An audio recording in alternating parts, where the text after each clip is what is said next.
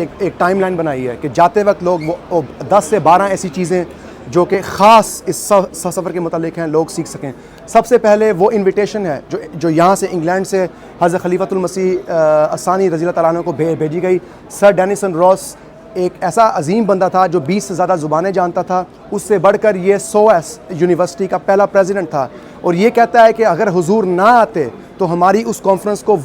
وہ شہرت نہ ملتی، وہ عظمت نہ ملتی۔ تو یہ ایک ایسی چیز ہے کہ جو اس چیز سے خاص ہے کہ جہاں بھی خلافت جاتی ہے وہ اس عظمت کو اپنے ساتھ لے کر جاتی ہے۔ پھر ہم دیکھتے ہیں کہ جیسے ہی وہ پیغام پہنچتا ہے، حضور سفر کا آغاز نہیں فرماتے، بلکہ جیسے حضور صلی اللہ علیہ وسلم نے فرمایا لا خلافت الا بالمشورہ، کہ خلافت ہمیشہ شورا کرتی ہے اور مشورہ لیتی ہے۔ آپ نے تمام صحابہ سے، اپنی جماعت سے ایک مشورہ لیا، اس کے بعد آپ نے 40 ممبران کو، صحابہ کو استخارہ کرنے کا کہا۔ اس کے بعد آپ نے اعلان فرمایا کہ میں اس سفر کو تبلیغ اسلام کے لیے اس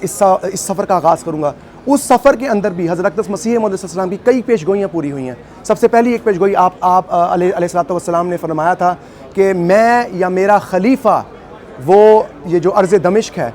اس کی طرف سفر کرے گا، اور وہ ہم دیکھتے ہیں کہ حضور کے ذریعے ہی یہ چیز پوری ہوئی ہے۔ پھر دوسری پیش گوئی جو حضور نے خود فرمائی، جب آپ حضور وہاں فلسطین میں گئے اور آج کے حالات کے پیش نظر آپ نے فرمایا کہ میں کئی مسلمان لیڈروں سے ملا ہوں اور ان کی یہ خام خیالی ہے کہ وہ یہودیوں کو اس زمین سے نکالنے میں کامیاب رہیں گے، جبکہ قرآن پاک کی کچھ پیش گوئیوں اور حضرت مسیح موعود السلام کی پیش گوئیوں کے مطابق اللہ تعالیٰ پھر دوبارہ ان کو اس زمین میں قائم کرے گا۔ تو یہ ایک ایسی چیز تھی جو 1924 میں حضور نے بیان فرمائی، جبکہ اسرائیل کا جو آغاز ہوا ہے وہ 1948 میں ہوا ہے، اور یہ بھی ایک چیز ثابت کرتی ہے کہ مسلم عہود کی عظمت اور مسلم عہود کا مقام کیا ہے۔ پھر ہم اسی چیز سے آگے بڑھتے ہیں، حضور کا سفر اٹلی میں حضور پہنچتے ہیں، اور وہی پیغام جو ہے جب آپ سے سوال کیا جاتا ہے، ایک نیوز پیپر کہتا ہے کہ آپ پوپ کو کیا پیغام دیں گے، آپ نے فرمایا کہ پوپ ہاں ایک مذہب کا نمائندہ ہے، ان کا لیڈر ہے، میں اس کی رسپیکٹ کرتا ہوں، لیکن سب سے بہتر اور پیارا پیغام میں ان کو یہی دے سکتا ہوں، وہ اسلام کی تعلیم ہے،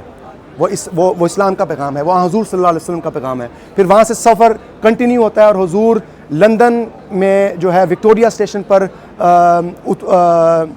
نزول فرماتے ہیں، اور وہاں پر اترتے ہی ہاتھ بلند کر دعا فرماتے ہیں، وہ پیش گوئیاں ساری جو حضور صلی اللہ علیہ وسلم نے، مسیح علیہ السلام نے فرمائی تھی، اپنی آنکھوں سے پورا ہوتے دیکھ رہے ہیں یہ چیز، اور ہم دیکھتے ہیں، اور ایک لمحہ وہاں سے آپ برائٹن جاتے ہیں، برائٹن جا کر بھی وہی پیغام حضور صلی اللہ علیہ وسلم کا، حضرت مسیح علیہ السلام کا پیغام دیتے ہیں۔ اس کے بعد پورٹسمتھ، ایسی ایک کمال تقریر آپ وہاں بیان فرماتے ہیں کہ وہ شخص، وہ پیغام جو خدا تعالیٰ کی طرف سے بھیجا جائے، اس کو آپ اس طرح ترک نہیں کر سکتے، اس کو آپ اگنور نہیں کر سکتے، اس پر ایمان لانا اللہ تعالیٰ کی طرف سے ضروری ہے۔ اس کے بعد حضور جو ہے وہ کانفرنس میں جس کانفرنس کے لیے آپ آئے، اور کولنل ڈگلس کا آپ نے نام جماعت کی تاریخ میں سنا ہوا ہے، جس نے حضرت مسیح علیہ السلام کو ایک کیس کے اندر جو ہے انہوں نے ایکویٹ کیا تھا۔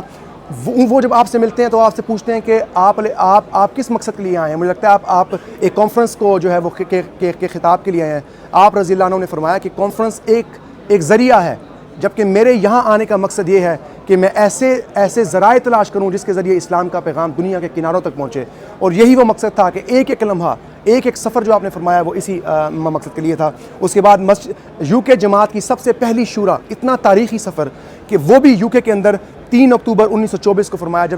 جس دن آپ نے ریویو آف ریلیجنس کو قادیان سے انگلینڈ منتقل فرمایا، اور حضرت مولانا عبدالرحیم درد کو جو ہے اس کا ایڈیٹر منتخب فرمایا۔ اس کے بعد مسجد فضل لندن کا سنگ بنیاد، یہ وہ مسجد ہے، پہلی مسجد، لندن کی پہلی مسجد، ان غریب لوگوں نے اپنی جولری، اپنے مکانات، جو کچھ تھا اپنے خلیفہ کے آگے پیش کر دیا، وہ کر ایک مسجد یہاں پر تعمیر فرمائی۔ اور یہ وہ وقت ہے کہ بڑے سے بڑے جو بادشاہ تھے، جو لندن مشن تھا ان کا، یہاں پہ قیام اس کا ہوا تھا، وہ اس کے اندر شامل تھے، لیکن وہ بھی ایک مسجد یہاں پر تعمیر نہیں کر سکے، کیونکہ یہ مقدر تھا کہ احمدیہ مسلم جماعت تھی اور اس کا خلیفہ اس مسجد کا قیام کرے۔ پھر اس جرنی کی واپسی ہوتی ہے، واپسی پر بھی حضور